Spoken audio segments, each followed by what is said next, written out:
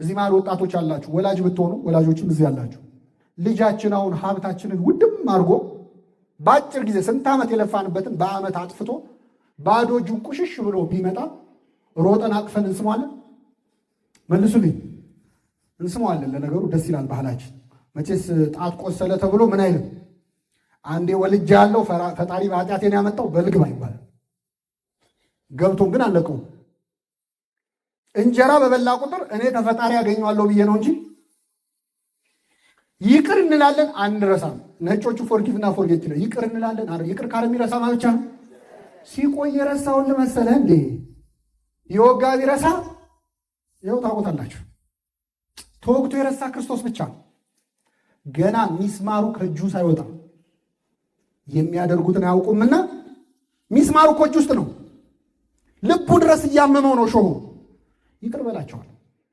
ይህን ልጅ የተቀበለ አምላክ ሁላችንን ይቀበለ። የሚገርማችሁ ጌታ ሊያዝ ሲል ጴጥሮስ 58 ዓመት ነው በዛ ጊዜ። እንደው ጴጥሮስ የምንተቸው ሰው አይደለም። በጣም ፍቅሩ በጣም ልብ ይነካል። ምንም የጦርነት ልምድ የለው። እድሜው 58 ነው። ከወጣቶቹ ጋር ሊዋጋ አንድ ሰይፍ ይዞ ጦርነት ጀመረ። ሰው አንድ ጥይት ይዞ ጦር ሜዳ ሄደ፣ ሊዋጋ ሞከረ እና በዚያ ውጊያ ጌታውን ሊያስጥል ማለት ነው ከ10 ሺህ ሰራዊት ጋር ብቻው እና የሊቀ ካህናቱን ባሪያ የማርቆስን ጆሮውን ቆረጠ። ሊቃውንቱ እንደሚነግሩን ጴጥሮስ የሰደደው ለአንገቱ ነበር፣ ግን የሥራ ልምድ ስለሌለው ጆሮውን ቆረጠ። ጌታ የዛን ሰው ጆሮ እዛው ፈወሰለት። ሲፈውስ ግን መሬት ላይ ጆሮ ፈልጎ አንስቶ ገጠም አይደለም፣ አዲስ ጆሮ ነው የሰጠው። ለሁላችን አዲስ ጆሮ ይስጠን። ምን ያደርግለታል? ስንት ወሬ የሰማ ጆሮ አይደል? እንደ የኛንም ጴጥሮስ መጥቶ በገነጠለው አይደል? አንተም ብቻ የሚሰሙ ጆሮዎች ስጠን ይላል ቅዳሴያችን። እሱን የሚሰማ ጆሮ ይስጠን አምላካችን። እግዚአብሔር በቸርነቱ እንዲያስተምረን ቅዱስ ፈቃዱ ይሁንልን። በአባቴ ቤት በሉ እስኪ እንጀራ የሚተርፋቸው አገልጋዮች ስንት ናቸው? የሉቃስ ወንጌል ምዕራፍ 15 ከቁጥር 17 ላይ ተጽፎ የሚገኝ ኃይለ ቃል የዛሬ ትምህርታችን መነሻ ይሆናል። እግዚአብሔር አምላካችን በቸርነቱ በምሕረቱ እንዲያስተምረን እንዲመክረን የሚረባንን የሚጠቅመንን ነገር እንዲሰጠን የእርሱ ቅዱስ ፈቃድ ይሁንልን። ጌታችንና መድኃኒታችን ኢየሱስ ክርስቶስ በዚህች ምድር ላይ በተመላለሰና ባስተማረበት በመዋዕለ ሥጋዌው በመዋዕለ ስብከቱ ሰው ሆኖ ለ3 ዓመት ከ3 ወር አስተምሯል። በአጠቃላይ 33 ዓመት እዚች ምድር ላይ ነበር ክርስቶስ። 30 ዓመት ዝም ብሎ 3 ዓመት አስተምሯል ክርስቶስ። አንዳንደኛ 3 ዓመት ተምረን 30 ዓመት እናስተምራለን። ክርስቶስ ግን 30ውን ዓመት በአርምሞ በዝምታ ከቆየ በኋላ ስንት ዓመት አስተማረ? 3 ዓመት ያስተማራት ወንጌል ነው እስካሁን እየነደደች ያለችው፣ እስካሁን ዓለምን እያዳረሰች ያለችው። አምላካችን ኢየሱስ ክርስቶስ ሲያስተምር በሚያስተምርበት ጉባኤ ላይ ሊማሩ የሚገኙት ሰዎች የሚበዙት ልክ እንደኔና እንደናንተ ኃጢአተኛ ሰዎች ነበሩ። ክርስቶስ ሲያስተምር ጻድቃን ተመርጠው፣ ደናግል የሆናችሁ በዚህ በኩል፣ መነኮሳት በዚህ በኩል፣ ነቢያት በዚህ በኩል እየተባለ ንጹሐን ሰዎች ተመርጠው አልነበረም በክርስቶስ ጉባኤ ላይ ሊማሩ የሚቀመጡት። አብዛኞቹ የጌታ ተማሪዎች እጅግ በጣም ኃጢአተኞችና ሰው በኃጢአታቸው ምክንያት የሚንገሸገሽና የሚጠላቸው ሰዎች ነበሩ። ይህን በማድረጉ አልተወደደለትም ክርስቶስ። እንዴት እንደዚህ አይነት ሰዎች ሰብስቦ ያስተምራል እያሉ ጸሐፍት ፈሪሳውያን ይቃወሙት ነበር። በግልጽም ስም አውጥተውለት ነበር። መፍቀሬ ኃጥአን ወይም የኃጢአተኞች ወዳጅ ነበር የክርስቶስ ቅጽል ስሙ። አምላካችን ለምን ኃጢአተኞችን እንደሚቀበል ለምን እነሱን እንደሚያቀርባቸው ለማስረዳት ሲመልስ ምን አለ? መድኃኒት የሚያስፈልገው ለበሽተኞች ነው እንጂ ለምኖች አይደለም፣ ለጤነኞች አይደለም። እኔ ኃጢአተኞችን ለንስሐ ልጠራ መጣሁ እንጂ ጻድቃን ልጠራ አልመጣሁም እያለ ይመልስ ነበር። አሁን በጠቀስኩላችሁ በሉቃስ ወንጌል ምዕራፍ 15 ላይ ክርስቶስ እንደተለመደው ኃጢአተኞችን፣ በዚህ ምዕራፍ ደግሞ ቀራጮች ሊሰሙት ወደ እርሱ ቀረቡ ይላል። ምኖች? ቀራጮች ማለት ቪዲዮ ቀራጮች አለ። ቀረጥ የሚሰበስቡ የሮም መንግስት ሰራተኞች ናቸው። ህዝቡ እጅግ በጣም ነው የሚጠላቸው። በሁለት መሰረታዊ ምክንያት የእስራኤል ህዝብ ቀራጮችን አይወድም። የመጀመሪያው ምክንያት በቀረጥ መሰብሰብ ስራቸው ላይ ብዙ ግፍ ስለሚሰሩ፣ ድሃ ስለሚበድሉ፣ ፍርድ ስለሚያጓድሉ፣ የሰው ገንዘብ ስለሚቀሙ ሰው አምሮ ይጠላቸዋል ቀራጮች። ሁለተኛው ግን በዚያ ዘመን እስራኤላውያን በሮማውያን ቅኝ ግዛት ስር ስለነበሩ እነዚህ ቀራጮች ተቀጥረው የሚሰሩት ለሮም መንግስት ነው። ስለዚህ ለጠላት የሚሰሩ ስለሆኑ ህዝቡ ይጠላቸዋል። በሀገራችን አሁን በጣሊያን ጊዜ ለጣሊያን የሚሰራ ሰው ይወደደ ባንዳ ነው፣ ሀገሬ ካደ ነው ይባላል። ስለዚህ ህዝቡ በሁለት ምክንያት በጣም ይጠላቸዋል። ክርስቶስ እነዚህን በጣም የተጠሉ ሰዎች ጉባኤው ላይ ጠርቶ ያስተምራቸዋል። አልፎ ተርፎ ከ12 ሐዋርያት አንዱ ቀራጩ ቅዱስ ማቴዎስ ነበር። ማቴዎስን ሁሉ ሐዋርያ ባደረገው እና አይሁድ ይህ ነገር በጣም አንገሸገሻቸው እና ገና እንዳዩት ይህ ኃጢአተኞችን ይቀበላል ከእነርሱ ጋር ይበላል ብለው በልባቸው አጉረመረሙ ይላል። ልብና ኩላሊትን ደግሞ ማን ይመረምራል? እግዚአብሔር። ኢየሱስ ክርስቶስ እግዚአብሔር ነው አይደለም? ነው። ኢየሱስ ደግሞ በሰው ልብ ያለውን ያውቅ ነበርና ማንም ሊነግረው አይሻም ነበር ይላል ዮሐንስ ወንጌል መጨረሻው ምዕራፍ 2 መጨረሻ። ስለዚህ ክርስቶስ የልቡናቸውን ሐሳብ አውቆ ለምን ኃጢአተኞችን እንደሚቀበል ለምን ከነርሱ ጋር እንደሚበላ እንደሚጠጣ ለማስረዳት 3 ምሳሌዎችን ጠቅሶ አሁን በጠቀስኩላችሁ በሉቃስ ወንጌል ምዕራፍ 15 ላይ አስተማረ። የመጀመሪያው ምሳሌ እንደዚህ ይላል። አንድ ሰው 100 በጎች ነበሩት ይላል። እረኛ ነው። በግ በመጠበቅ የሚተዳደር ሰው ነው። እየሰማችሁ ነው? ስንት በጎች ነበሩት? 100 በጎች ነበሩት። ቀኑን ሙሉ በግ አሰማርቶ ማታ ወደ ቤቱ ሲገባ ከ100 በጎች መካከል አንድ በግ እንደጠፋበት አስተዋለ ይላል። ከ100 በግ አንድ ሲጎድል ስንት ይቀራል? 99። ይህ እረኛ 100 በጎች ውስጥ አንድ እንደጠፋ ሲያውቅ 99ኙን በጎች እዚያው በረት ውስጥ ትቶ አንዱን በግ ፍለጋ በጨለማ ወጣ ይላል። እስኪያገኘው ድረስ ፈለገው። ያንን በግ ወጥቶ ወርዶ ደክሞ በብዙ ልፋት እኩለ ሌሊት ላይ ያን የጠፋ በግ አገኘው። ባገኘው ጊዜ አነሳና በትከሻው ተሸከመው፣ ወደ ቤቱም ይዞት መጣ። ጎረቤቶቹና ወዳጆቹን ጠርቶ የጠፋውን በጌን አግኝቼዋለሁና ከኔ ጋር ደስ ይበላችሁ አላቸው። በአንድ ኃጢአተኛ ንስሐ መግባትም በሰማይ መላእክት ዘንድ ደስታ ይሆናል አለ ክርስቶስ። የመጀመሪያው ምሳሌ ነው። ሌላ ምሳሌ ተናገረ ጌታችን። ለአንዲት ሴት ደግሞ 10 ድሪም ነበራት ይላል። ድሪም ወይም ድርሃም ማለት ሳንቲም ነው። አንዳንዶች ድሪ የሚለውን ቃል ይዘው ጌጥ ይሉታል። እኛ በሳንቲም እንይዘዋለን። 10 ሳንቲሞች የነበሯት ደግሞ አንዲት ሴት ነበረች። ይህችም ሴት ከ10 ሳንቲሞች መካከል 1 ሳንቲም ጠፋባት። እንግዲህ ኑሮ ተወዷል መሰለኝ የዛን ጊዜ። ስንት ሳንቲም የጠፋባት? መጥረጊያ ይዛ መብራት አብርታ ቤቱን ጠርጋ ቆሻሻውን ጥግ አርጋ እዛ ቆሻሻ ውስጥ ቆፍራ ያንን ሳንቲም እዚያው ቤት ውስጥ ከቆሻሻው መሃል ፈልጋ አገኘች። አሁን እዚህ ጉባኤ ላይ 1 ብር ሳንቲም ጥላችሁ ብትሄዱ በቤት ስትሄዱ መጥፋቱን ብታውቁ መጥረጊያ ይዛችሁ ትመጣላችሁ። ብዙባችኋል ማለት ነው ከሆነ አይደል? አናደርገውም። አይ ያገኘው ሰው ነው። ምንድነው 1 ሳንቲም ፍለጋ ቆሻሻውን ጠርጋ ከቆሻሻው መሃል ፈልጋ አወጣችሁ። እሷም እንደ ባለበጉ የጠፋውን ሳንቲሜን አገኘሁት ከኔ ጋር ደስ ይበላችሁ አለች ይላል። ስንተኛ ምሳሌ? ክርስቶስ የመጨረሻ ምሳሌ ተናገረ። 3ኛ አንድ እጅግ በጣም ባለጠጋ ሰው ነበር አለ። ይህ ባለጠጋ ደግሞ በጣም ብዙ የእርሻ መሬት ያለው በጣም ብዙ ከብቶች ያሉት ሎሌዎች ያሉት ባለጠጋ ሰው ነው። ግን የወለዳቸው ልጆች 2 ልጆች ብቻ ነበሩ፣ 2 ወንድ ልጆች ብቻ። የዚህን ባለጠጋ ሀብቱን የሚወርሱት ልጆቹ ናቸው። ግን ሀብቱን ለመውረስ አባታቸው መቼ ነው ምን ሲሆን ነው? ሲሞት ነው። ይገርማችኋል። ትንሹ ልጅ ግን ቢያይ አባቱ አልሞታል ማለት ቀኑ አልደርሳል። ስለዚህ በቁሙ መጣና አባቴ ሆይ የሚደርሰኝን ገንዘብ አሁኑኑ ስጠኝ አለ።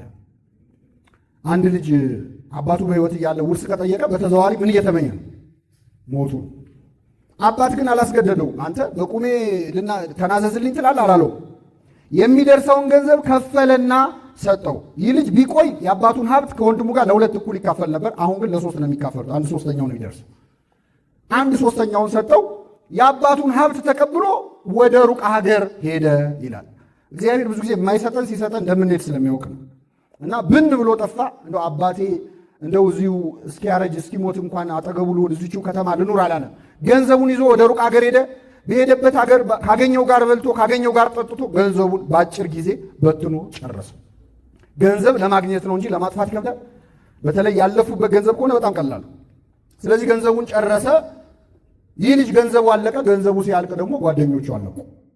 ይሄ ሆይ ሆይ የሚሉት እንብላ እንጠጣ የሚሉት ወዳጆቹ ተለዩት። ባዶ እጁን ቀረ።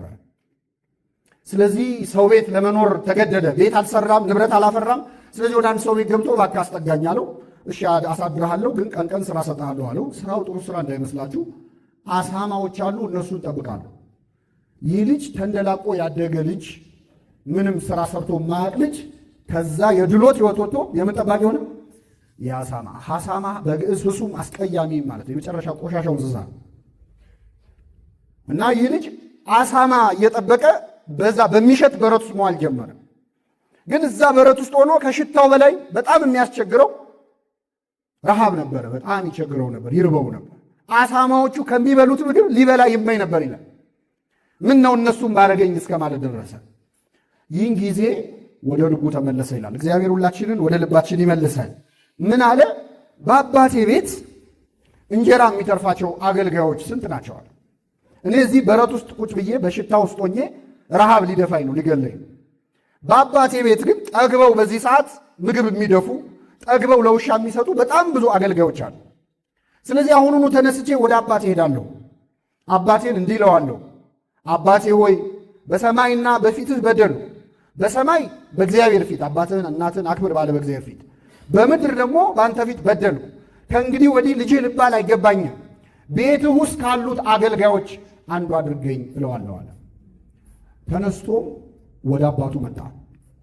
አባቱም ይገርማቸዋል፣ ገና ከሩቅ ሳለ አየውና አዘነለት ይላል። አዘነበት አይደለም፣ ምን አለለት? ወደ እርሱ ሮጠና አቀፈና ሳመው። ወደ እርሱ ሮጠና አቀፈና ሳመው። ልጁም አባቴ ሆይ ልጄ ልባል አይገባኝም አለ። አባት ግን አላስጨረሰውም። ከሁሉ የተሻለ ልብስ አምጡና አልብሱት፣ ለጣቱ ቀለበት፣ ለእግሩ ጫማ ስጡት፣ የሰባውን ፍሪዳ አምጡና ረዱት፣ እንብላ ደስ ይበለን። ልጄ ሞቶ ነበር ሕያው ሆኗል፣ ጠፍቶ ነበር ተገኝቷል አለ። ደስ ይላቸው ጀመር ይላል። ይህ ሁሉ ሲሆን ይህ ባለጸጋ ስንት ልጆች አሉት ብያቸዋል? ታላቅ ወንድሙ እርሻ ሲያርስ ውሎ በዚህ ሰዓት ወደ ቤት መጣ። ሲመጣ ቤቱ እልልታ በእልልታ ሆኗል። መሰንቆ እንዚራ ይሰማል። ምንድን ነው ብሎ አንዱን ሕፃን ጠርቶ ጠየቀ። ምንድን ነው ሲለው፣ አይ ወንድም መጥቶ አባት የሰባውን ፍሪዳ አርዶለት ነው አለ። ተቆጣ። ሊገባም አልፈለገም። ውጭ ቁጭ አለ፣ አኩርፎ ማለት ነው። ታላቅ ወንድሙ ከኔ ጋር ናችሁ። አባትም ወጥቶ ለመነው፣ ኧረ እባክህ ግባ አለው። አልገባም፣ እኔ እስከ ዛሬ እንደ ባሪያ ተገዝቼ አገልግያለሁ። ካዘዝከኝ ውስጥ ያልፈጸምኩት አንድም ነገር የለም። ግን ለእኔና ለጓደኞቼ ደስ ይበላቸው ብለህ እንደው ፍየል እንኳን አርዳ ብልተህን ታውቃለህ ወይ?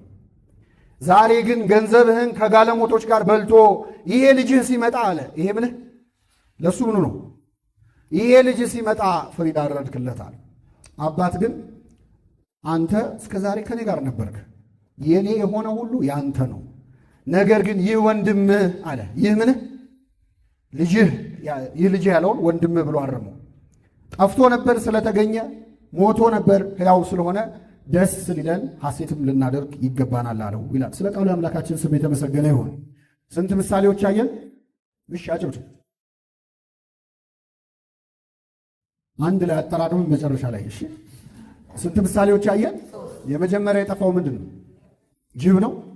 ሁለተኛው፣ ሶስተኛው የሚገርማችሁ የሉቃስ ወንጌል ምዕራፍ 15 ጌታችን አሁን ያነበብናቸው ሶስቱ ምሳሌዎቹ ክርስቶስ ከተናገራቸው ምሳሌዎች ሁሉ እጅግ ወርቃማው ምሳሌ፣ የሌሎች ምሳሌዎች አክሊል ነው፣ ዘውድ ነው ይላሉ። እዚህ ምዕራፍ ላይ ያልተረጎመ፣ ያልተራቀቀ፣ ያልሰበከ አባት ከጥንት ከአራተኛው ከሶስተኛው ክፍለ ዘመን ጀምሮ እዚህ ጉዳይ ላይ ያልተናገረ አባት የለም። እንደውም አንዱ አባት ምን ይላል? መጽሐፍ ቅዱስ ቢጠፋና ይህ ምዕራፍ ብቻ ቢቀር ይህንን ምዕራፍ ይዞ ሙሉ መጽሐፍ ቅዱስን ድጋሚ መጽሐፍ ይቻላል ይላል። በጣም ጥልቅ ነው። እያንዳንዱን ለመማር እውቀታችንም ጊዜያችንም አይፈቅድልንም። ግን እንዲያው በአጠቃላይ አንድ ክርስቲያን፣ በተለይ ጉባኤ የወጣቶች ጉባኤ ስለሆነ አንድ ክርስቲያን እንዴት ከአምላኩ ከእግዚአብሔር ተለይቶ ይጠፋል የሚለውን እንማራለን። እግዚአብሔር በቸርነቱ እንዲያስተምረን ቅዱስ ፈቃድ ይሁንልን። ጠፊዎቹን ያቸው መጀመሪያ የጠፋው እንስሳ ነው። ሁለተኛ የጠፋው ዕቃ ነው፣ ሳንቲም ነው። ሶስተኛ የጠፋው ሰው ነው። እኛ ክርስቲያኖች ሰው ሆነን እንጠፋለን አንጠፋም? ሰው ሆኖ የማይበድል እንጨት ሆኖ የማይጨስ የለም እያለን እንጠፋለን። አንዳንዴ ደግሞ ኃጢአታችን በጣም ከመብዛቱ የተነሳ ከሰውነት ክብርም ወርደን እንደ እንስሳ የምንሆንበት ጊዜ አለን አለ። ሰው ክብር ሆኖ ሳላያውቅም እንደሚጠፉ እንስሳት መሰለ እንዳለ ነቢየ እግዚአብሔር ዳዊት። ሰው አንዳንዴ እንስሳዊ ባህሪው የሚያይልበት ጊዜ አለ። እንስሳት አይጾሙ፣ እንስሳት ራሳቸውን አይገዙም። ልክ እንደ እንስሳ ሰው ራሱን የማይገዛበት ህይወት ውስጥ ሊኖር ይችላል። አንዳንዴ ደግሞ ከእንስሳም ወርደን ዕቃ የምንሆንበት ጊዜ አለ። ሰው የማይጠቅም በቃ የተበላሸ ህይወት ውስጥ ሊገባ ይችላል። ሰው ሆነን ብንጠፋም፣ እንስሳ ሆነን ብንጠፋም፣ ዕቃ ሆነን ብንጠፋም ማን ይፈልገናል?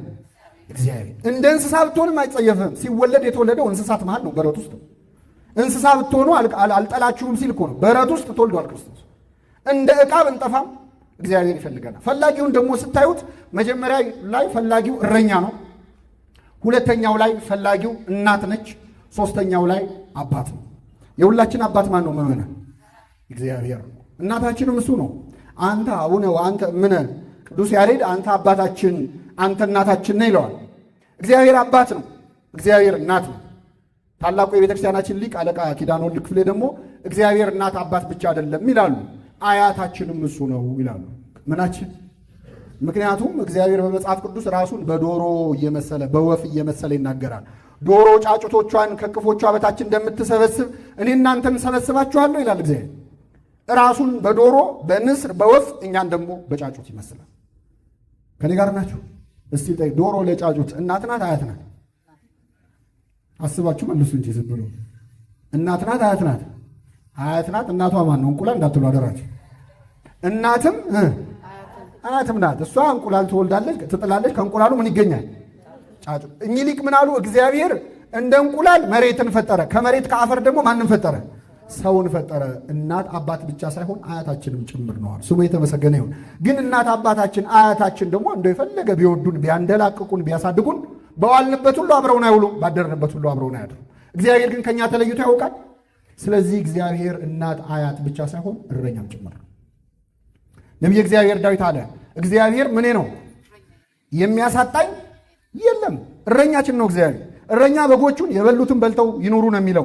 የኔ እረኛ እግዚአብሔር ግን አለ ዳዊት የሚያሳጣኝ የለም። በለመለመ መስክ ያሳድረኛል፣ የትም ይብላ ብሎ አይነዳኝም። የለመለመ ሳር መርጦ በለመለመ መስክ ያሳድረኛል። በእረፍት ውሃ ዘንድ ይመራኛል፣ ጎርፍ ይጠጣ ብሎ ጎርፍ ላይ ወስዶ ያሰማራኛል።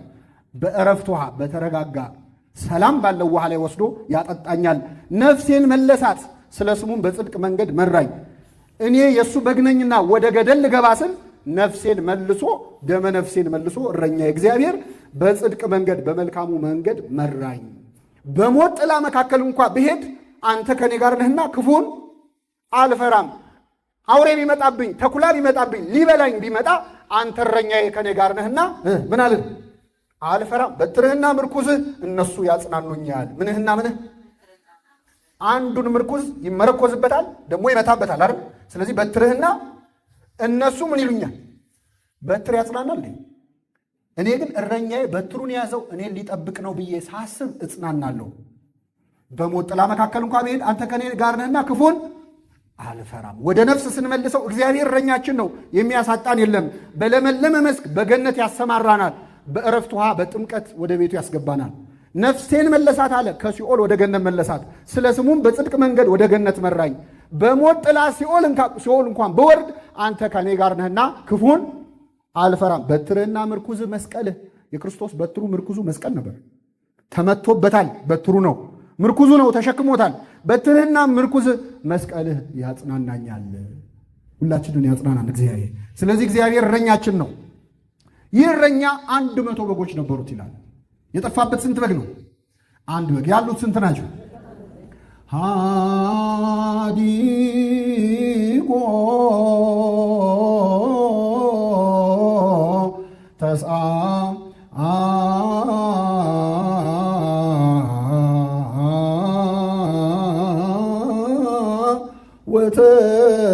ወተስዓተ ነገድ ሲሉ አልሰማችሁም? አባቶቻችን 99ኙን ነገድ ትቶ ማእከለ ባሕር ቆመ፣ በባህር መካከል ቆመ።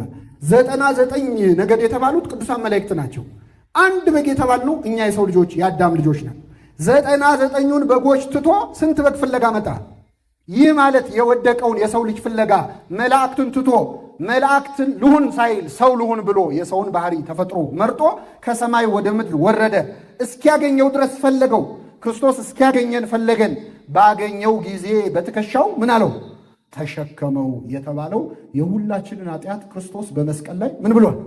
ተሸክሟል። ነስአ ደዌነ ወጾረ ሕማመነ፣ በእውነት በደላችንን ተሸከመ፣ በእርሱ ቁስል እኛ ምን አለ? ተፈወስን። ስለዚህ ይህ እረኛ የተባለው እግዚአብሔር ነው። እግዚአብሔር እረኛ ነው። እረኝነቱም በጣም የተለየ እረኛ ነው። በነገራችን ላይ እረኛ ቀን ከጠበቀ ሌሊት ይተኛል፣ ሌሊት ከጠበቀ ቀን ይተኛል። እግዚአብሔር ግን እኛን ሲጠብቅ ምን አይደል? አይተኛም። እኛ ተኝተን አይተኛም። እግዚአብሔር ሕዝቤን የሚጠብቅ አንቀላፋ። እረኛ በግ ጠብቆ መጨረሻ ላይ ምንድን ነው የሚያደርጋቸው? ወይ ራሱ አርዶ ይበላቸዋል፣ ወይ አርደው ለሚበሉ ሰዎች ምን ይላቸዋል? ይሸጣል። እግዚአብሔር እረኛችን ነው። አርዶ ይበላናል፣ ይሸጠናል። ባይሆን እረኛው መድኃኔዓለም ክርስቶስ ስለኛ በ30 ብር ምን ብሏል? አይገርም? በጎቹ ተስማምተው የሸጡት እረኛ እኮ ነው ክርስቶስ። ስንት ትገዛለህ ተባብለው በ30 ብር ይሸጥ። እረኛ በጉን አርዶ ስጋውን ይበላል፣ ቆዳውን ገፎ ይለብሰዋል። የእኛ እረኛ ክርስቶስ ግን እኛ በጎቹ ተሰልፈን የእረኛውን ስጋና ደም እንበላለን። ምግብ አድርጎ ለበጎቹ ራሱን የሰጠ እረኛ ነው ክርስቶስ። እረኛ በጎቹን ቆዳቸውን ገፎ ይለብሳል። የእኛ እረኛ ክርስቶስ ግን ስለኛ ስለ በጎቹ እንደ ቆዳ በመስቀል ላይ ተወጥሮ ተሰቅሏል። እርቃኑ በጣም ይገርማል። የክርስቶስ እረኝነት በጣም አሁን እኛ ለምሳሌ ለዓመት በዓል አሁን አዲስ ዓመት እየቀረበ ነው። ለዓመት በዓል ቤታችን በግ ገዝተን ዓመት በዓል እስኪደርስ አስረ ነው ትንሽ እንክብካቤ አናደርግለት? ደከማችሁ እንዴ? አንከባከበው? ለምን? አቤት ሳር በአፉ እናጎርሰዋለን፣ ውሃ እናጠጣዋለን። ያ በግ እንደው ምን አይነት ጻድቃን ናቸው ይላል። እንደው አዶብት ባረጉኝ አይደል? እንደው እዚሁ ተወልጄ ባድግ ጥሩ ነበር ይላል። ለምን የምንከባከበው? እንዳይከሳ እኮ ነው። ምን አያርዱኝም ይላል። ትናንትም አለ ይችሉ ነበር አልነኩኝም ይላል። አይቀርለትም ግን የእረኛ የኛ የእረኞች ፍቅር እስከ ማረድ ነው። የክርስቶስ ፍቅር ግን ስለ በጎቹ እስከ መታረድ ነው። ይህ እረኛ 100 በጎች ነበሩት። የጠፋው በግ ስንት ነው? ያሉት ስንት ናቸው? የቱ ይበልጣል? በቃ ጦሴን ይዞ ደግሞ አንድ በግ መጣ ቀረ ምን ያደርግልኛል ብሎ አልተኛም። 99ኙን በጎች ትቶ አንዱን በግ ፍለጋ ወጣ ይላል። እግዚአብሔር ይወላችሁ ለእያንዳንዱ ነፍስ ዋጋ አለው። አሁን ዛሬ እዚህ ጉባኤ ላይ በጣም ብሶ መጥቷል። የቀሩ ቀረባቸው ነው የምንለው። እግዚአብሔር ግን የመጣነውን ትቶ ባዶ ወንበሮች ነው የሚቆጥረው። የጠፉ ጉዳይ ያሳስበዋል። አንድም ነፍስ ዋጋ አላት በእግዚአብሔር ዘንድ። በቤተ ክርስቲያናችን ቅዱስ ዮሐንስ አፈወርቅ የሚባል ታላቅ አባት አለ። በ4ኛው ክፍለ ዘመን የነበረ ክሪዞስቶም በግሪኩ አፈወርቅ ያሰኘው የስብከቱ ጣዕም ነበር እና በጣም ብዙ ምዕመናን የሚማሩት መምህር ነበር። በዛሬዋ ቱርክ የምትባል ሀገር፣ ትናንት ቁስጥንጥንያ ወይም ኮንስታንቲኖፕል የምትባል ሀገር በትልቅ ካቴድራል እንደ ሀጊያ ሶፊያ ባሉ ያስተምር ነበር። ፓትርያርክ ነው ቅዱስ ዮሐንስ አፈወርቅ። እዚህ ላይ ፊት ለፊት የምታዩት አትሮንስ እንደውም በእሱ ጊዜ የተጀመረው ይባላል። ቁመቱ አጠር ስለሚል ከፍ ብሎ ለሰው እንዲታይ ተሰርቶ ነው ይባላል። እና ቅዱስ ዮሐንስ አፈወርቅ ሲያስተምር በጣም ብዙ ምዕመናን ሊማሩ ይመጡ ነበር። አንድ ቀን ግን ይገርማቸዋል፣ የጣዖት በዓል ይከበራልና ካርኒቫል አለ፣ ጭፈራ አለ ብለው ያን ፌስቲቫል ለማየት ሰው ሁሉ ግልብጥ ብሎ ሄዶ ሊማር የመጣው ሰው አንድ ሰው ብቻ። ስንት ሰው? ቅዱስ ዮሐንስ አፈወርቅ ረጅም ሰዓት ቆሞ ለዛ ለአንድ ሰውዬ አስተማረው። አሁን እውነት እንነጋገር፣ የዛሬው ጉባኤ አንድ ሰው ቢመጣ ይካሄዳል? እኔም ልጣላ እችላለሁ አይደል? በዛው እንደለመዳችሁት በኦንላይን አታገናኙኝም እንዴ ነው የምለው። ለአንድ ሰው ቆሞ አስተማረ። ፓትርያርክ ነው ልብ አሉ። ምን ነክቶ ነው አባታችን ለአንድ ሰው እንደዚህ የደከምከው አሉት። ምን አለ? ክርስቶስ እኮ የሞተው ለዚህም ሰውዬ ጭምር ነው አለ። ነው አይደለም? ሁለተኛ ይመስላችኋል እንጂ ሌላም ቀን የሚመጣው ይሄ ሰውዬ ብቻ ነበር። ገብቷችኋል? ከልባችን ለመምጣት ይርዳል። ሌላ ቀን ከልባቸው ቢመጡ ኖሮ ዛሬ ምን አይሉ አይቀሩም ነበር። የሆነ ነገር ሲመጣ ብን የሚለው ሰው ቀድሞም ከልቡ ስለማይመጣ አንድ ነፍስ ዋጋ አላት። ስለዚህ አንዱን በግ ፍለጋ ወጣ። እስኪያገኘው ድረስ ፈለገው። እስቲ በሉ እስኪያገኘው ድረስ ምን አለው? እግዚአብሔር የሚፈልገን ምን እስኪለን? እስኪሰለቸው አይልም አይሰለቸው፣ እስኪደክመው አይልም አይደክመው፣ እስኪያገኘው ድረስ ፈለገው።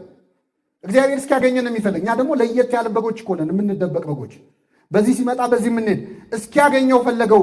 ባገኘው ጊዜ አነሳና በትከሻው ተሸከሙ። ይሄ በጣም ድንቅ ነው። እስቲ ልንገራቸው። አሁን ዛሬ ሙቀት ነው። በአጋጣሚ በዚህ ሙቀት 100 በግ እየነዳን ቀኑን ሙሉ መቼስ ብጠሯቸው አይሰሙም አይደል? በጎች ኑ ይመጣሉ። እና 100 በግ ወደዚህ ነው እዚህ ስንል ውለን ድክም ብሎን እስቲ ቤቴ ገብቼ አረፍ ልበል ብለን ስንገባ አንድ በግ ቢጠፋ ያንን በግ ፍለጋ ስንወጣ ደስ እያለ ነው። እየተራገምን ነው አይደል? አዎ። ይሄን መዘዘኛ በግ ፍለጋ በጨለማ ወተን መቼስ በግ የሚጠበቀው ገጠር ነው፣ መብራትም የለም። ወተን ያን በግ ፍለጋ ተንከራተን ተራራውን ወተን ጫፍ ላይ የለም በጉ። ስንወርድ ታች የለም። አንድ ሁለቴ ደግሞ ሌሊት ነው እንቅፋት እግራችንን ይመታናል። ደማችንን ጠርገን በዛ ወንዙን ተሻግረን መጨረሻ በብዙ ድካም እኩለ ሌሊት ላይ ያንን በግ አገኘነው። እንሸከመዋል? መልሱልኝ። ቢቻል በዱላ ነው አይደል እንዴ? እንኳን በግ ይቅርና ልጅ ጠፍቶ ሲገኝ ምንድን ነው የሚደረገው? የእኔ ልምድ ላካፍላችሁ መሰለኝ።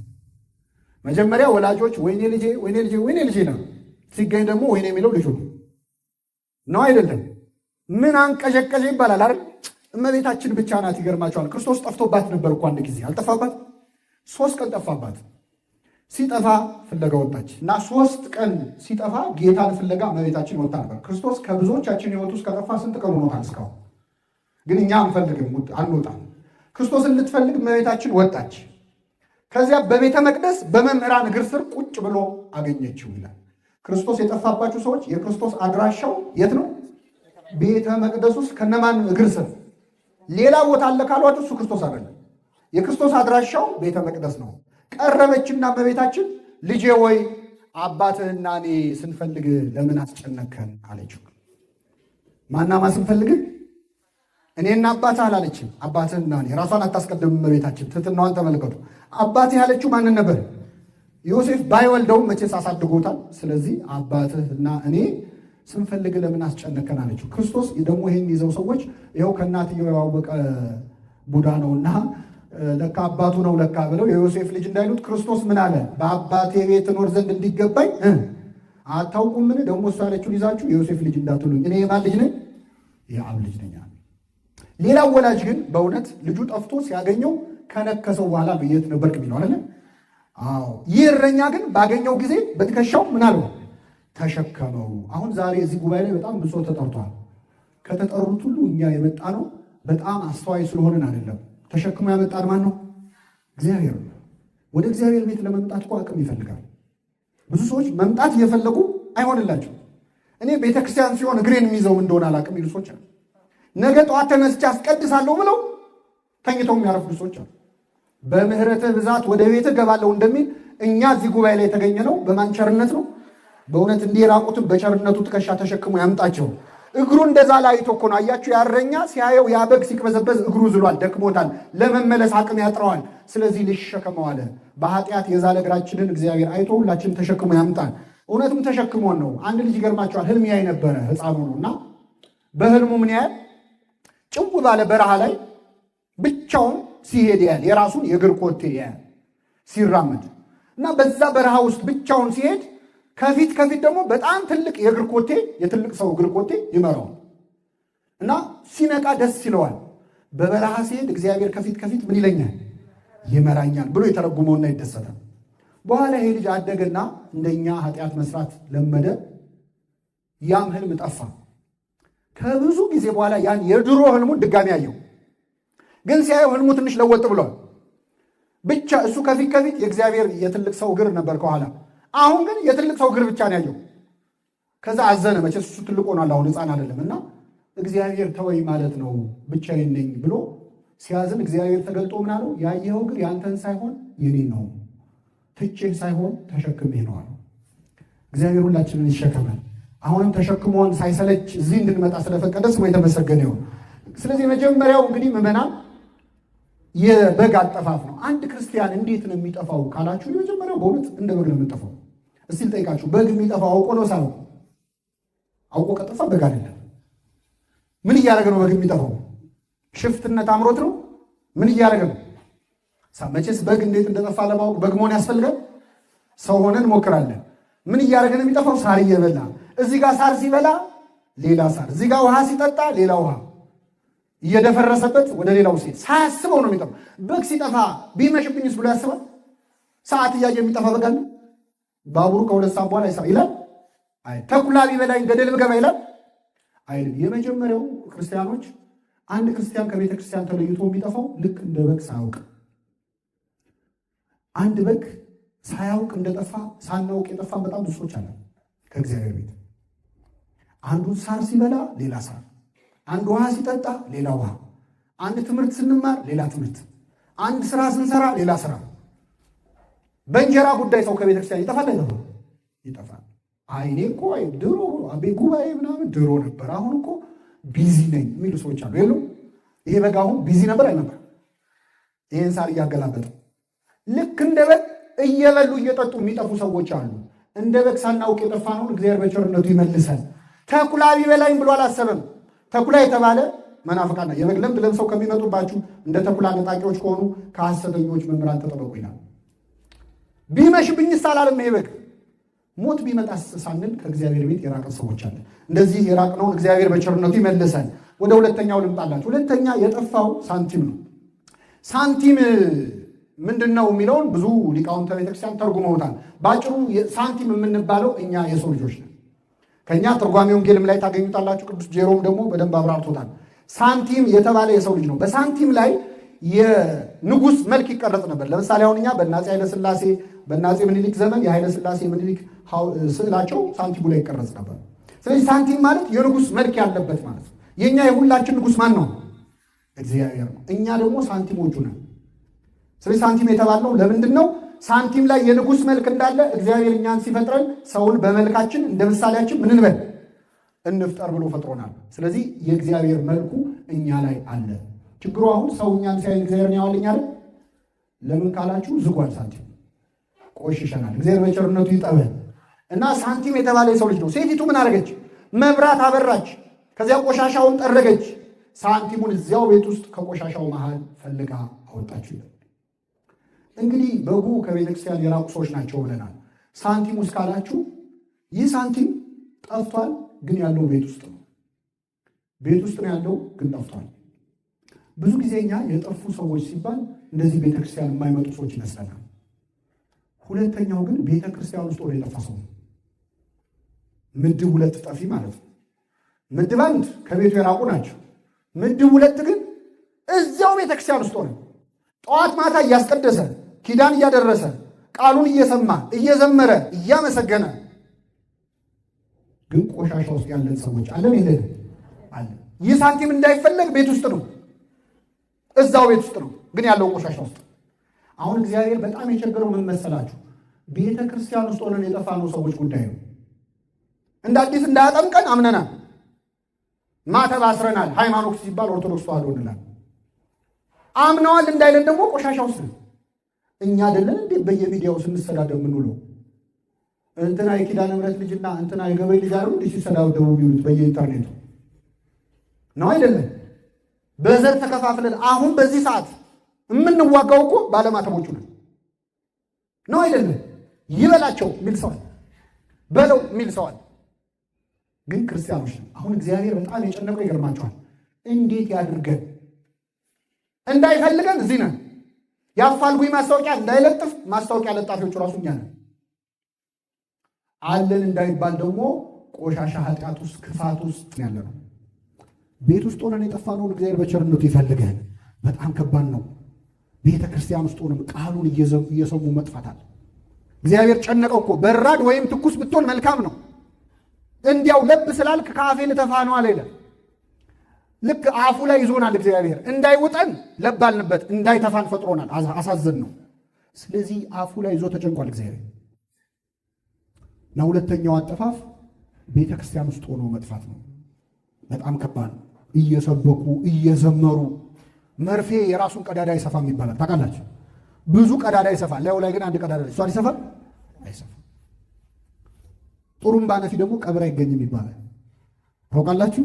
ጥሩምባ ነፊ ታውቃላችሁ? ሰፈሩን በጥብጦ ቀበሩ ይላል። እሱ ይቀብራል። አይ ሌሊት ስለተነሳ ብሎ ይተኛል። ጥሩምባ ነፊዎች በስተናል። እግዚአብሔር ይቀንሳል። በእውነት ህይወት የሌለው ግን ንግግር ብቻ ማለት ነው። ቤተክርስቲያን ውስጥ ሆነ መጥፋት ነው። ሴቲቱ ምን አደረገች? መብራት አበራች። ሕግህ ለመንገዴ መብራት ነው ለእግሬም ብርሃን ነው ይላል። መብራት የተባለ ቃሉ ነው። ቆሻሻውን ሰብስባ ሳንቲሙን ከቆሻሻው መሃል ፈልጋ አወጣችው። እግዚአብሔር ሁላችንን ካለንበት ቆሻሻ ውስጥ ያውጣል። አሁን አንዳንድ ሰው አይ እኔ ቤተክርስቲያኑ ቢቀርብኝ ይሻላል፣ እኔ እንደው ታጥቦ ጭቃ ነኝ፣ መልሼ ኃጢአት ውስጥ መዘፈቅ አይቀርም። ዛሬ እንዲህ ቃሉን ስሰማ ደስ ይለኛል፣ ነገ ሂጅ የምሰራውን አውቀዋለሁ። ስለዚህ በቃ አንድ ፊቱን ጥንቅር ብሎ ቢቀር ይሻላል መንፈሳዊ ነገር የሚል ሰዋል። እንደዛ እንዳትሉ ምዕመናን። የፈለገ ኃጢአት ውስጥ ብንሆን ከቤተ ክርስቲያን መውጣት የለብን። ምክንያቱም እግዚአብሔር አንድ ቀን ከቆሻሻው መካከል ፈልጎ ያወጣናል፣ ሁላችንን ያወጣል። እሱ ደግሞ የፈለገ ጭቃ ውስጥ ብንገባ አይጸየፍም። እጆቹን ከቶ ያወጣናል፣ ወደ ምሕረቱ ባህር ይጨምረናል፣ ሁላችንን ይጨምራል። ሌላው መቼስ ካነሳሁት አይቀር በተለይ ኦንላይን ማህበር ላይ ይህን ስናገር በታላቅ ደስታ ነው በእውነት። ቤተ ክርስቲያን ውስጥ ጥሩ ሰው አለ፣ ደግሞ ክፉ ሰው አለ። የለም ጥሩ አባቶች አሉ፣ ደግሞ ጥሩ ያልሆኑ አባቶች አሉ። ጥሩ ካህን አለ፣ ክፉ ካህን አለ። ጥሩ ዲያቆን አለ፣ ክፉ ዲያቆን አለ። ጥሩ ሰባኪ አለ፣ ክፉ ሰባኪያን አለ። እና አንዳንድ የቤተክርስቲያን ውስጥ መጥፎ ሰው ስታዩ የቤተክርስቲያን ንብረት ዘረፉ። አሁን አንዳንድ ሰው ቤተክርስቲያን ተዘረፈ ምናምን ሲባል እንዴት የቤተክርስቲያን ንብረት ይዘርፋሉ ብሎ በጣም ይደነቃል። ክርስቶስ እያለ ይሁዳ ነበር አልነበር? ነበር። ይሁዳ እኮ ሙዳይ ምጽዋቱን ጠባቂ አድርጎታል ክርስቶስ፣ ገንዘብ ያዥ አድርጎታል። ይሁዳ ሌባ እንደሆነ ጌታ ያውቃል አያውቅም? ያውቃል። ግን ሌባ እንደሆነ እያወቀ ገንዘብ ያዥ አደረገው። እኛ ብንሆን አናደርገው። እንኳን እኛ ሌቦች ራሳቸው ዘበኛ ሲቀጥሩ ሌባ ነው የሚቀጥሩት ነው እንዴ? ደህና ሰው ፈልጉልኝ ይላሉ። ክርስቶስ ሌባውን ይሁዳ ለምንድን ነው ገንዘብ ያዥ ያደረገው? ቤተ ክርስቲያን ሙዳይ ምጽዋቷን በሚዘርፉ ሰዎች ዕድሜ ልክ እንደምትሰቃይ ለማሳየት ነው። እኔ ያለውም ሌቦች አሉ እንዳይደንቃቸው ነው። እና ቤተ ክርስቲያን ውስጥ ክፉ ሰው ሲያይ አንዳንድ ሰው ይላል መድኃኔዓለም እንደው ምን አለ ቤትህን ብታጸዳ፣ እንደው እንደዚህ አይነቶቹን ሰዎች ለቅመ ጠርገ ብታስወጣ ምን አለ ይላል። አንዳንድ ሰው ደግሞ ጠርጋ አስወጣ አይልም፣ እሱ ይወጣል። እኛ ከነሱ ምንማራል? ሁለተኛ ቤተክርስቲያን አንደርስም። እና ክፉ ነገር ስለ ቤተክርስቲያን አባቶች እንሰማለን አይደል? የኔ አይነቱ ሰባኪ አንድ ሚዲያ ላይ ይወጣና አማትቦ ከቅዱስ ፓትርያርኩ አንስቶ ሊቃነ ጳጳሳቱን ሁሉንም ሙልጭ አድርጎ ተሳድቦ ስብሐት ለእግዚአብሔር ይላል። ከዛ ምዕመናን ቃለ ሕይወት ያሰማልን ትላል። ሰው እውነተኛ ክርስቲያን ከሆነ መጽሐፍ ካለበት የማንን ኃጢአት ነው? የራሱ ነው። እና አንዳንዴ ክፉ ስንሰማ ቤትህን አጽዳ መድኃኔዓለም ቤቴን ላጽዳ ካለ እኛንስ ይለቀናል ወይስ ሐሳቡን ያመጣው ሰውዬ ይቆይ ይባላል? እስቲ በሉ ከኔ ጋር ቤተ ክርስቲያን አይ በሉ እንጂ ሐኪም ቤት ናት እንጂ ፍርድ ቤት አይደለች። ቤተ ክርስቲያን ምንድን ነች? እኛስ በሽተኞች ነን። አታሳምሩት። ንስሐ እየገባን ከሆነ ታካሚዎች ነን።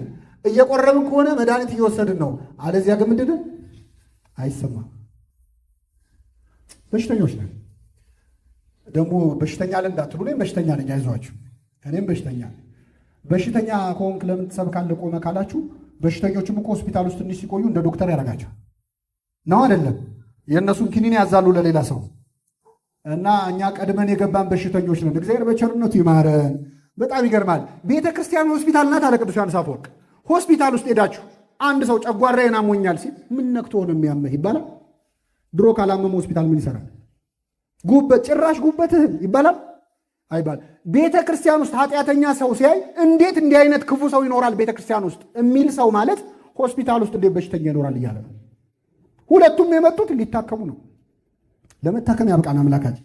በሽተኞች በሽተኞችን የሚያክሙባት ደግሞ እኛም የምንናገረው ቆመን ቁጭ ብላችሁ ሁሉም በሽተኛ ነው።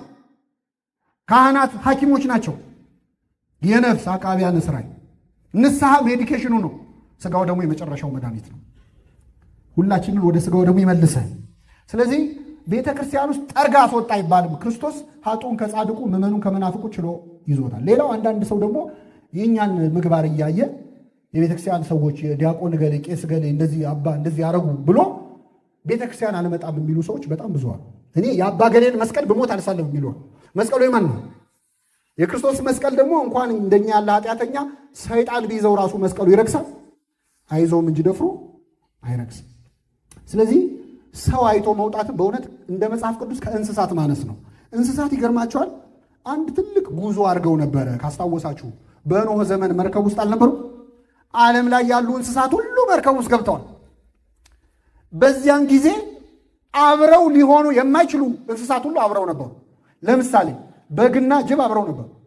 አሁን ዛሬ ቢሆን በግ ከጅብ ጋር አብሮ ይቀመጣል? በኖህ መርከብ ውስጥ ግን ጅብ እየጎመጀም ራቁን እየዋጠ አርፎ ነው ዝም ያለው። ምክንያቱም አንድ ነገር አደርጋለሁ ካለ ኖህ ከመርከብ አውጥቶ ምን ይለዋል? ይጥለዋል። ይህች መርከብ ቤተ ክርስቲያን ነች። 3 ክፍል አላት የኖህ መርከብ። ቅኔ ማኅሌት፣ መቅደስ ቅድስት ህንፃዋ፣ ማዕከላውያን ወጣንያን፣ ማዕከላውያንና ፍጹማን ሰዎቿ። ቤተ ክርስቲያን በ3 ክፍል አለች። በብዙ ነገር ውስጧ ያሉት እንስሳት ማለት እኛን ነው የሚወክሉት። በኖህ መርከብ ውስጥ ብዙ አይነት እንስሳ እንደነበረ በቤተ ክርስቲያን ውስጥ ብዙ አይነት ሰው አለ። ልዩነቱ ይላል ቅዱስ ዮሐንስ አፈወርቅ፣ ልዩነቱ ወደ ኖህ መርከብ ጅብ ገብቶ ሲወጣም ጅብ ነው። ወደ ኖህ መርከብ በግ ገብቶ ሲወጣም በግ ነው። ተኩላ ገብቶ ሲወጣም ተኩላ ነው። ወደ ቤተ ክርስቲያን ግን ጅብ ሆነው ገብተው በግ ሆነው የወጡ ሰዎች አሉ። ሆዳም ሆነው ገብተው ጾመኛ ሆነው ይወጣሉ። ሲገባም ሲወጣም ጅብ ከሆነ ግን አልተለወጠም ማለት ነው። ቤተክርስቲያን ሁሉን ትለውጣለች። ውሃ ሲገባ ጠበል ይሆናል። አፈር ሲገባ እምነት ይሆናል። ህብስቱና ወይኑ ሲገባ ስጋው ደግሞ ይሆናል። እኛ ብቻ ነን ስንገባም ስንወጣም ያው ይሆናል። እግዚአብሔር ይለውጣል። እና እነዚህ እንስሳት ተቻችለው ቁጭ አሉ እዛ መርከብ ውስጥ። ምክንያቱም ከጥፋቱ አይብስም። አሁን በግ ቁጭ ብሎ አንበሳ ሲያገሳ ያያል። እንዲህ ከመሳቀቅማ ቦታ ይሻላል ካለ አለቀለት።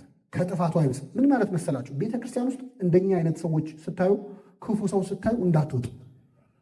እንደው መርከብ ስለሆነ ራቀባችሁ መሰለኝ። አሁን እዚህ ያለ ነው በሙሉ እንደ ኢትዮጵያ አየር መንገድ ስፖንሰር አድርጎ ነው ኢየሩሳሌም ተሳለሙ ቢለን ያደርግልናል። እና በአንድ ፍላይት እንደው ተጉዘን ወደ ኢየሩሳሌም ስንሄድ አስተናጋጆች አሉ አይደል? አውሮፕላን ውስጥ የሚያስተናግዱ ትንሽ ቢገለማምጡ ወራጅ ያለ ትላላችሁ፣ አንጀት እያረረ ቁጭ ነው የምትለው። ምክንያቱም መውረድ መከስከስ ስለሆነ። ቤተ ክርስቲያን እንደ አውሮፕላኑ ናት፣ የምታደርሰን ወደ መንግሥተ ሰማያት ነው። ጉዞ ሳይጠናቀቅ ከመውረድ እግዚአብሔር በቸርነቱ ይጠብቀን። ስለዚህ ሁለተኛው በቤተ ክርስቲያን ውስጥ ሆኖ መጥፋት ነው። ቤት ውስጥ ሆነን የጠፋነውን እግዚአብሔር በቸርነቱ ይመልከተን። ደከማችሁ? የመጨረሻውን እንመልከትና እናጠቃልላለን። ሦስተኛው ክርስቶስ የመሰለው ምሳሌ አንድ ባለጠጋ ሰው ነበር፣ 2 ልጆች ነበሩት ያለው ነው። በጉ ከቤተ ክርስቲያን ሳያውቅ የራቀ ሰው ነው። ሳንቲሙ ቤተ ክርስቲያን ውስጥ ሆነን ሳናውቀው እዚህ ሆነን ያለን መስሎን የጠፋን ሰዎች ነን። ሰውየው ግን አውቆ ነው የጠፋው። ከዚህች ኦርቶዶክሳዊ ተዋሕዶ ቤተ ክርስቲያን ሳያውቁ የራቁ ሰዎች አሉ። በስራ በትምህርት በማህበራዊ ኑሮ ተወጥረው ስጋቸውን ሲሉ ነፍሳቸውን ዞር ብለው ማየት አቅቷቸው የጠፏል። ቤተ ክርስቲያን ውስጥ ሆነንም የጠፋን ብዙ አገልጋዮች አሉ። ሶስተኛ አውቀው የወጡ ደግሞ አሉ። ከኦርቶዶክስ ቤተ ክርስቲያን ጾም ሰልችቷቸው፣ ጸሎት ሰልችቷቸው፣ ቅዳሴው ማህሌቱ ሰዓታቱ በዛ ብለው እንዲህ ልበሽ እንዲያትልበስ እንደዚህ ብላ እንዲያትብላ መባል ታክቷቸው ለምን ዘና ብዬ አልኖርም ብለው የወጡ ሰዎች አሉ። የሉ አሉ። በጾም ይወጡ አሉ። በጾም ምክንያት አንድ ሰሞን ተሐድሶ የሚባሉ ሰዎች ትሰሙ ነበር አይደል? ተቋም የነበረ ተሐድሶ ማለት ምንም ማለት ኦርቶዶክስ ነኝ ብሎ ድርቅ የሚል ጴንጤ ማለት ነው ስናብራራው። እና እነዚህ ሰዎች መግለጫ ሲያወጡ አንዱ ቤተክርስቲያኗን የተቹት ጾም በስቷል፣ ጾም በስቷል፣ መቀነስ አለበት፣ ጾም በስቷል። የሐዋርያት ጾም መጾም ያለበት 12 ቀን ነው። ስንት ቀን? ለምን ተራቀው ሞተዋል አይደለ? በጣም ጥሩ። ሐዋርያት 12 ስለሆኑ ስንት ቀን ይጾማሉ? የነነዌ ጾም ስንት ቀን ነው የሚጾመው? የነነዌ ህዝብ ስንት ነው? በጣም ያስቃል። እና ጾም ታክቶት የሚወጣ ሰው አለ፣ ውስጥም ሆኖ የሚያጉረመርም አለ። የጾም ነገር በዛ ነው። እንደምታውቁት በእኛ ቤተክርስቲያን ከዓመቱ ከግማሽ በላይ እንጾማለን። ወደ 8 ወር እንጾማለን። ምናልባት 8 ወር ስል እንደዚህ ሰዎች ገለውና እንደኔ ያልደመርኩትም ነበር እንዳትሉ። እና ጾምን ቁጥሩ ብዙ ነው፣ እሱ ላይ ክርክር የላትም ቤተክርስቲያን። ግን ጾምን የስጋ ረሃብ ነው። እስቲ ጾም በሉ። የስጋ ረሃብ፣ የነፍስ ጥጋብ። ስለዚህ ቤተክርስቲያን ያበዛችው ረሃብ ሳይሆን ምንድነው? ጥጋብ ነው። ይህች ቤተክርስቲያን ስለሰጠን ስሙ የተመሰገነ ይሁን። ብናለቃቀስ ብንንፈራፈር ታጾመናለች። ፈርታን ነው እንጂ ምዕመናን እድሜ ልክ ብትጾም ደስ ይላታል። ምክንያቱም አሁን አንድ ሰው ይላል ቅዱስ ዮሐንስ አፈወርቅ፣ አንድ ሰው አንድ ቤት ውስጥ ተቆልፎብህ ለጥቂት ለአንድ ሳምንት ሳትበላ ሳትጠጣ ቆይና ስትወጣ ትልቅ ህንፃ ይሰጣል ቢባል ይስማማል አይስማም? ኧረ እንኳን ህንፃ ኮንዶሚኒየም ይሰጣል ቢባል ይስማማል አይስማማም? አንጀቱ እስኪጣበቅ ድረስ ምን ይላል? ምን እያሰበ? ህንፃው። መንግስተ ሰማያት ለመውረስ ሰው እድሜውን ሙሉ ባይበላ ያዋጣዋል? ያዋጣው። ግን ቤተክርስቲያን እድሜ ልክ ጾሙ ብትለን እንደምናምጥ ስለምታውቅ እያረሳሳች አሁን ተፈታ ልክ ህፃን ልጅ እችን ጉረስና የመጨረሻ ትላለች አይደል? እንዲህ እንደው ይችን ቤተክርስቲያን ስለሰጠን ስሙ የተመሰገነ ይሁን። ቤተክርስቲያን እንደዚህ ነች። ለነፍሳችን ነው የምታስበው። ብናጉረመርምም ታጾመናለች እንደሚጠቅመን ስለምን። በጣም የሚገርማችሁ አንድ ሰው በጣም የመጨረሻ ህመም ላይ ቢሆን መድኃኒት እየወሰደ ጾም አይባልም አይደለም። ህመሙ ግን ለሞት የሚዳርግ ከሆነ የማይተርፍ መሆኑን ስታቅ ቤተክርስቲያን እስኪሞት ድረስ ይጹም ትላለች። እስኪሞት ያማረውን ይብላ አይደለም፣ ምን ይበል? ትንሽ ስንቅ ቢያቆይ ለራሱ ማለት መንፈሳዊ። ለስጋውያን ግን ሐዘን ለአብዳን ወትፍሲት ለጠቢባ ይላል ቅዱስ ያሬድ። ለሰነፎች ሐዘን ነው ጾም። ጾም በገባ በአንድ ቀን እኮ ሊፈታ ስንት ቀን ቀረው የሚሉ ሰዎች አሉ። እና አውቆ ለመጾም ይርዳል። ይህ ልጅ አባቱን ገንዘብ ይዞ ወደ ሩቅ አገር ሄደ፣ በትኖ ጨረሰው ይላል። የአባታችንን የእግዚአብሔርን ገንዘብ በትኖ ከመጨረስ ይሰወረ። ምንድን ነው ገንዘቡ ካላችሁ፣ በጥምቀት የተሰጠን ጸጋ ነው። የእግዚአብሔር ልጅነት ነው። ባዶ እጁን ቀረ። ከቤተ ክርስቲያን ውጣ የሚል ስሜት አለ። በወጣ ዘና እየኖራለሁ ብለው ወጥተው ዘናም ሳይሉ እግዚአብሔርን ማተው ከሁለት ያጣ ሆነዋል። በጣም ብዙ ሰዎች እግዚአብሔር ይመልሳቸው። መጠጥ ቤት ውስጥ ሆነው ቃል እግዚአብሔር ትዝ እያላቸው የሚረበሹ፣ መች ደርሳለሁ የአምላኬን ፊት መቼ ያለው የሚሉ በጣም ብዙ ሰዎች። ሰይጣን እስክትወጣ አይዞ ብሎ ያስወጣል። ከወጣ በኋላ ግን ተስፋ ያስቆርጣል። ራስህን እንድጠላ ያደርጋል። እና ባዶ እጁን ቀረ። የአሳማ ምግብ ሊበላ ተመኘ፣ የሚሰጠው አልነበረም የሚለው። የምትፈልገውንም አታገኝም ከእግዚአብሔር ተለይተ። ይህን ጊዜ ወደ ልቡ ተመለሰ። ወደ ልባችን እግዚአብሔር ሁላችንን ይመልሰን። ምን አለ? ርዕሳችን ላይ ደረስን። በአባቴ ቤት እንጀራ የሚተርፋቸው አገልጋዮች ስንት ናቸዋል? እኔ እዚህ በረሃብ ልሞት ነው። አባቴ ቤት ውስጥ እንጀራ የሚተርፋቸው ስንት ናቸዋል?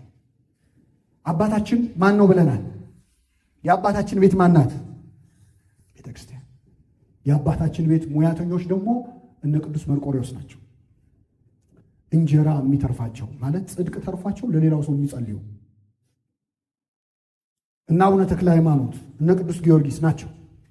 እመቤታችን ናት ጽድቅ ተርፏት ለሁላችን የምትለመን። አባ ጊዮርጊስ ምን ይላል መሰላችሁ? ወላዲተ አምላክ ማርያም እንበለ ሰብሳ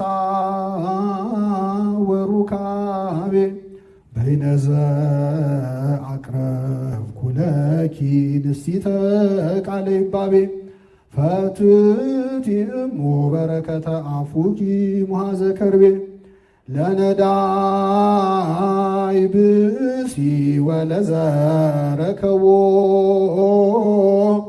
ምንዳቤ ህብስተ ከፈትት ኢሳይያሲቤ። የአምላክ እናት ማርያም ሆይ ለአንቺ የእልልታ የምስጋና ቃል ጥቂት ስላቀረብኩልሽ ፈትቲሙ በረከተ አፉኪ መዓዛ ከርቤ ሙሐዘ ከርቤ፣ የከርቤ መዓዛ ያለውን በከርቤ የተዋዛውን የአፍሽን በረከት ቆርሰሽ ስጭኝ። ለነዳይ ብእሲ ወለዘረከቦ ምንዳቤ ህብስተ ከፈትት ኢሳይያሲቤ፣ ለድሃ ሰው ለችግረኛ ሰው እንጀራህን ቆርሰ ስጥ የሌለው ኢሳይያስ፣ ለእኔ ለችግረኛው ለኃጢአተኛው የአፍሽን በረከት ቆርሰሽ ስጭኝ ይላታል። ለሁላችን ትስጠን እመቤታችን። እንጀራ ተርፏቸው ለእኛ የሚያማልዱ ቅዱሳን አሉ ብዙ። ተነስቼ ወደ አባቴ ሄዳለሁ አለ። ይህ ልጅ አሳማ ሲጠብቅ ነበር። ልብሱ ይሸታል። ገላይን ልታጠብ ልብሴን ልቀይር ሳይል ከነ አሳማው ከነ ሽታው ወደ አባቱ ተነስቶ መጣ። አንዳንድ ሰው ወደ ቤተ ክርስቲያን ና ሲባል እኔ ሱሰኛ ነኝ፣ እኔ ዘማዊ ነኝ፣ ኃጢአተኛ ነኝ፣ አሁን መቅረብ አልችልም፣ ባይሆን አንዳንድ የማስተካከለው ነገር አለ ይላል። የሚያስተካክለን ማን ነው? እግዚአብሔር ደግሞ የት ከርመ መጣ ይልም፣ አንተ ና ብቻ። ምክንያቱም ምንም ኃጢአት ብንሰራ ከእሱ ምሕረት አይበልጥም። የኛ ኃጢአት የኛ የደም ጠብታ ያልነው ኃጢአታችን፣ የእሱ ምሕረት ግን ባህር ነው። ባሕረ ምሕረት ይባላል እግዚአብሔር። ተነስቶ ወደ አባቱ መጣ። አባቱም ገና ከሩቅ ሳለ አየውና አዘነለት ይላል። እግዚአብሔር እዚህ ስንመጣ እንዳይመስላችሁ ያዝንልን። ሩቅ እያለንም አይቶ ምን ይልልናል? ያዝንልናል። ቤተክርስቲያን ሳንመጣ ያዝንልናል። ሩቅ ሆነን ኃጢአት ውስጥ ሆነን ስንዘል፣ ስንዘሙት፣ ስንጨፍር፣ ስንጠጣ፣ ስንሰክር እያየ ከሩቅ ያዝንልናል። አዘነለት። ወደ እርሱ ሮጠና አቀፈና ሳመው። አይሁድማ ሲተርኩ ምን ይላሉ መሰላችሁ? አንድ ልጅ የአባቱን ንብረት አጥፍቶ ሲመጣ ባዶ እጁን መሆኑን አይተው ሰዎች ካገኙት ወግረው ይገሉት ነበር። ስለዚህ ሳይደርሱበት ልድረስበት ብሎ አባት ሮጦ ልጁ ላይ ደረሰበት። ሰዎች ሳይፈርዱብን በፊት ይሮጣል እግዚአብሔር እኛን ለማዳን። ሰው ከያዘ እንደማይለቀን ያውቃል። በሰው ፊት ከመውደቅ በማን ፊት መውደቅ ይሻል? ሰው እኮ አያዘ አያገኘ አይምርህም። ስለዚህ ሮጠና አቀፈና ሳመው ይላል። እግዚአብሔር እኛን ይቅር ለማለት የሩጫ ያህል ይቸኩላል። እኛ ግን ይቅር በለን ለማለት እንጎተታለን። እሱ ይቅር ማለት ሳይሰለቸው እኮ እኛ ይቅር በለን ማለት ይሰለቸናል። እና ወደ እርሱ ሮጠና አቀፈና ሳመው። ልጅ ልባል አይገባኝም አለ። አላስጨረሰውም። ከሁሉ የተሻለ ልብስ አምጡና አልብሱት። ወደ ቤቱ የተመለስነውን ሁላችን የጸጋ ልብሳችንን ይመልስልን። ቀለበት አድርጉለት አለ። ቀለበት ማህተም ነው። ድጋሚ በንብረቴ ላይ ወራሽ አድርጌዋለሁ፣ ይዘዝበታል። መንግስቱን ወራሽ ያደርገናል እግዚአብሔር። ጫማ አድርጉለት አለ። ጫማ ከእባብ ከጊንጥ ምንድንበት ከእንቅፋት ምንድንበት ነው። ድጋሚ በኃጢአት እንዳትወድቅ የሚያደርግ ጫማ ይሰጣል እግዚአብሔር፣ ይንከባከባል። የሰባውን ፍሪዳ ረዱለት አለ። ምንም ፍሪዳ የለም በቤተ ክርስቲያን። ስጋው ደሙን ይሰጠናል፣ ለሁላችን ይስጣል። አቤት አሁን ስተርከው ቀላል ነው። እስቲ እኛ ብንሆን ብላችሁ አስቡት። እዚህ መሃል ወጣቶች አላችሁ፣ ወላጅ ብትሆኑ ወላጆችም እዚህ ያላችሁ፣ ልጃችን አሁን ሀብታችንን ውድም አድርጎ በአጭር ጊዜ ስንት ዓመት የለፋንበትን በዓመት አጥፍቶ ባዶ እጁን ቁሽሽ ብሎ ቢመጣ ሮጠን አቅፈን እንስመዋለን? መልሱልኝ። እንስመዋለን። ለነገሩ ደስ ይላል ባህላችን። መቼስ ጣት ቆሰለ ተብሎ ምን አይልም። አንዴ ወልጃ ያለው ፈጣሪ በኃጢአቴን ያመጣው በልግባ ይባላል። ገብቶን ግን አለቀው። እንጀራ በበላ ቁጥር እኔ ተፈጣሪ ያገኘዋለሁ ብዬ ነው እንጂ ይቅር እንላለን አንረሳም። ነጮቹ ፎርጊቭ እና ፎርጌት ነው። ይቅር እንላለን። ይቅር ካለ የሚረሳ ብቻ ነው። ሲቆይ የረሳውን ለመሰለ እንዴ የወጋ ቢረሳ ይኸው ታውቁታላችሁ። ተወግቶ የረሳ ክርስቶስ ብቻ ነው። ገና ሚስማሩ ከእጁ ሳይወጣ የሚያደርጉትን አያውቁምና ሚስማሩ ከእጁ ውስጥ ነው። ልቡ ድረስ እያመመው ነው ሾሁ። ይቅር በላቸዋል። ይህን ልጅ የተቀበለ አምላክ ሁላችንን ይቀበለ እና ወደ መጨረሻው ስመጣ ታላቅ ወንድሙ እርሻ ሲያርሱሎ ወደ ቤት ሲመጣ ቤቱ ልልታ በልልታ ተቆጣና ሊገባ አልፈለገም ይላል። አባቱም ሞቶ ለመነ ይላል። አሁን እግዚአብሔር የቸገረ ይውላችሁ ነገሌ ሲገቡ ነገሌ ይወጣል። ሁለተኛ አልመጣም እሱ ካለ የሚሉ ሰዎች አሉ። እባክህ ግባ ነው። አልገባም። እኔ እስከ ዛሬ እንደ ባሪያ አገልግዬ ምን አደረክልኝ? ከጓደኞቼ ጋር እንደው ፍየል እንኳ አርደህልናል። ዛሬ ልጅህ ከጋለሞቶች ጋር በልቶ ሲመጣ ፍሪዳ አደረግክለት። አልገባም። ይሄ ልጅ ቤት ውስጥ ቢሆንም የባሰ የጠፋው እሱ ነው። ይገርማቸዋል። እንዴት ካላችሁ አንደኛ ወንድሙ ጠፍቶ ነው የመጣው። እንደው ሌላው አይባልም ከስቶ ይሆን ጠቁሮ ይሆን አላለም። ሁለተኛ እስከ ዛሬ አባቱን ያገለገለውን አገልግሎት እንደ ባሪያን ያገለገልኳል። እንደምን ቤተክርስቲያን ስንል ወደኋላ የቀር ነው የሚሉ ሰዎች አሉ። ገንዘባችንን ጊዜያችንን ለቤተክርስቲያን ስንሰጥ የእኛ ጓደኞች ስንት ደርሰው የሚሉ ሰዎች አሉ። እግዚአብሔርን ብሎ ወደኋላ የሚቀር ሰው አለ? የለም። አንተ ስለ ፍየል ታወራለህ። የኔ የሆነ ሁሉ የማን ነው? ያንተ ነው። ወልድ ያለው ሁሉ አለው ይላል። ክርስቶስ ካለን ሁሉ አለን። እና ይህ ልጅ አባቱ ከፍ ዝቅ አድርጎ እስከ ዛሬ ምን አገኘው አለ። የመጨረሻ ጥያቄ ጠይቃችሁና አጠቃልላለሁ። ከሁለቱ ወንድማማቾች አባቱን በጣም የተዳፈረው የቱ ይመስላችኋል? ቤት ውስጥ ያለው ነው ወይስ የጠፋው? የጠፋውማ ልጅ ልባል አይገባኝም።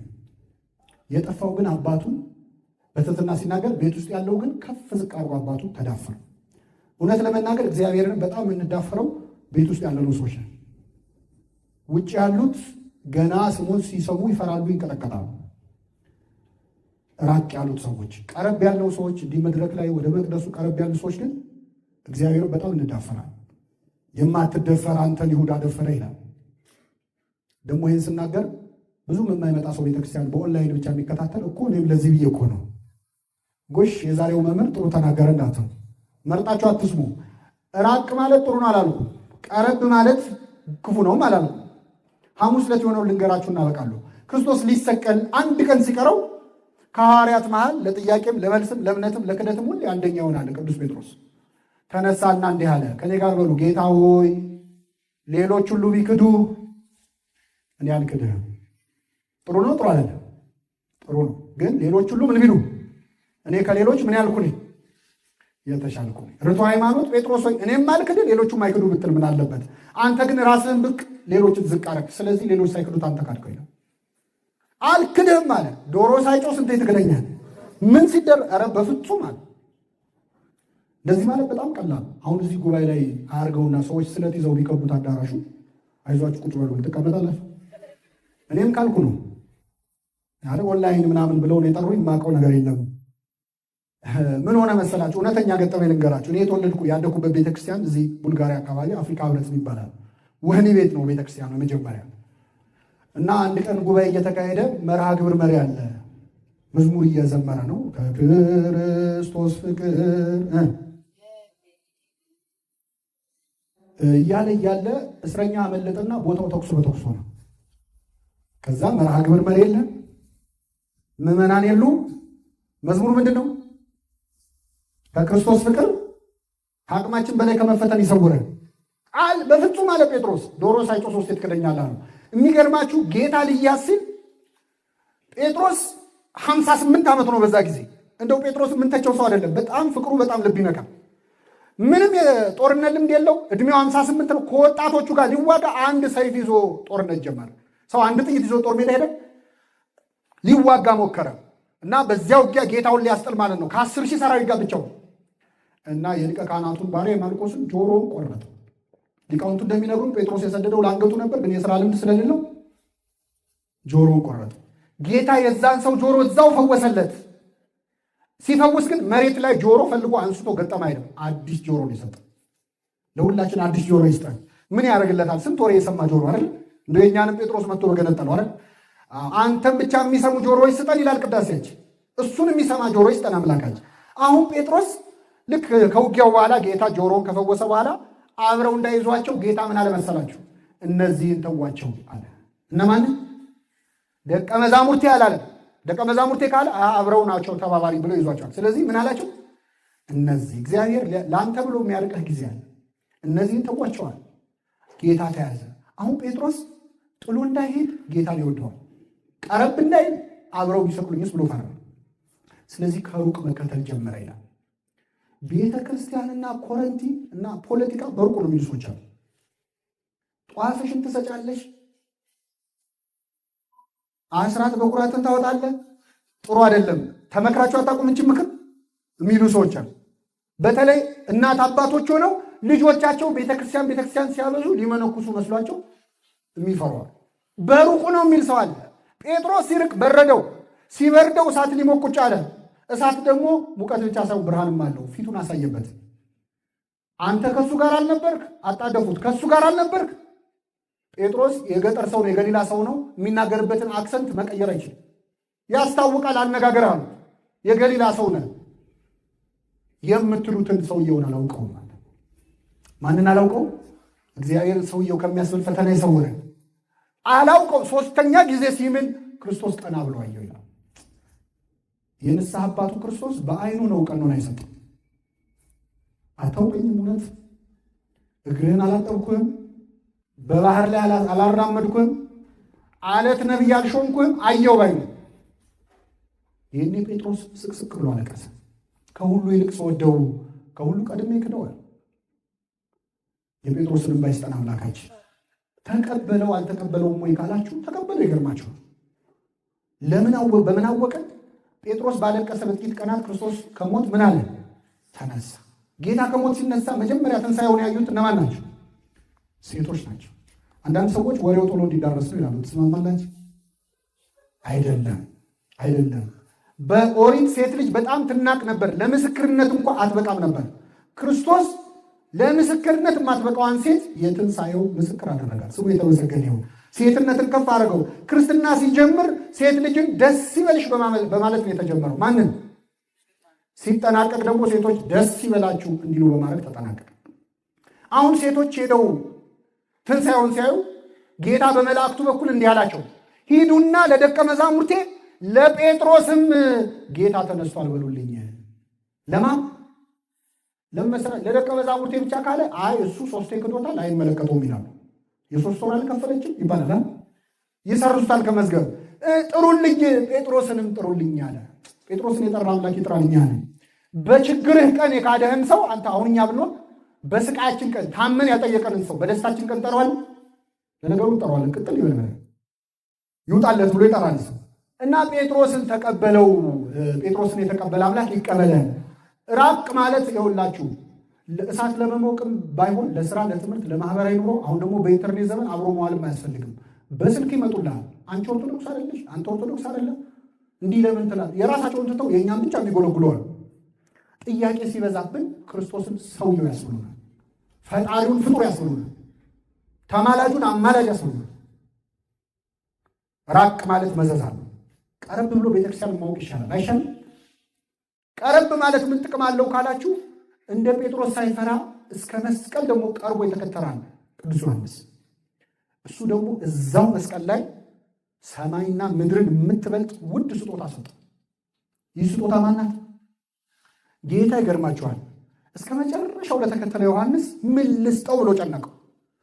ሌሎች ሁሉ ሲሸሹ አልሸሽም፣ ታማኝ ነው። ሐሙስ ዕለት ራሱ እምክን እኔ ሆንን እያሉ ሲጠይቁ ዮሐንስ እኔ ሆንን አላለም። እሱ እንዳልሆነ ያውቃል። ማን ነው አሳልፎ የሚሰጠን ያለው? እስከ መስቀል ተከትሎታል። እና እንደዚህ የወደደኝን ሐዋርያ ምን ሊሸልሙ አለ ክርስቶስ። ቤት እንዳይሰጠው ክርስቶስ ቤት የለውም። ሰው ሊሞት ሲል ቤት ይናዘዛል። ቤት ካለ ክርስቶስ የተወለደው በረት ውስጥ ነው። በኋላም ለሰማይ ወፎች መሳፈሪያ ያላቸው፣ ለቀበሮች ጉድጓድ ያላቸው፣ እኔ ግን ራሴን የማስጠጋበት የለም ነው ያለው። ገንዘብ እንዳይሰጠው የለውም። እሱም የተሸጠው በ30 ብር ነው። የመጨረሻ ልብስ ነበረችው አብራው የምታድግ፣ እሷን እንዳይሰጠው ልብሴን ቀደው ተካፈሉ፣ በቀሚሴም ላይ ዕጣ ተጣጣሉ። ክርስቶስ ምድር ላይ የቀረችው ቤቱ፣ ገንዘቡ፣ ልብሱ፣ ሀብቱ፣ ንብረቱ ማን ነበረች? እመቤታችን። እነኋት እናት አለው። የመጨረሻ ኑዛዜው እመቤታችን ነች። በጣም አንዳንድ ሰዎች ለእሱ ነው እንጂ ለእኛ አልተሰጠም ይላል። ቃለ ሕይወት ያሰማቸው። አዎ አልተሰጣቸው። ዮሐንስን መሆን ያስፈልጋል። እሷን ለመቀበል አያስፈልግም? እግሬ አውጪ ብለው ለፈረጠጡት አይደለም የሰጠው ጌታ። እስከ መስቀል ድረስ መሄድ አለብን እሷን ለማግኘት። ስለዚህ ወደ ቤተ ክርስቲያን ቀረብ ያለው ሰዎች ምንም ደፋሮች ብንሆን መቼስ የእመቤታችንን ፍቅር አግኝተናል። እንግዲህ የተማርነው ለጠቅላላ እውቀት አይደለም።